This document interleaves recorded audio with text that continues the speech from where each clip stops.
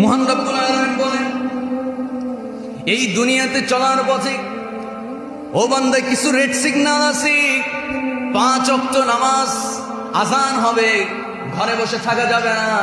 আজান কানে আসা মাত্র আমরা যাব কারে সিজদা দিতে? আসতে বলবেন না, কাকে? 5 ওয়াক্ত নামাজের সিজদা দেবেন। আপনি আল্লাহর হুকুমের বাউন্ডারির মধ্যে থেকে গেলেন, যেই না নামাজ আপনি ছেড়ে দেবেন, রেড সিগন্যাল ক্রস করে ফেললেন, অপরাধ হয়ে যাবে। আল্লাহ তাআলা মদকে হারাম করেছেন, রেড সিগন্যাল দিয়েছেন মদকে। আল্লাহ তাআলা সুদকে রেড সিগন্যাল দিয়েছেন, ঘুষ রেড সিগন্যাল, সাদাবাজি রেড সিগন্যাল, টেন্ডারবাজি, সন্ত্রাস, ধর্ষণ, সব কিছু কি রেড সিগন্যাল। অমান্য করবেন, দুনিয়াতে আপনাকে কেউ নাও ধরতে পারে, কিন্তু একজন ধরবেন, চিল্লায় বলুন তিনি কে?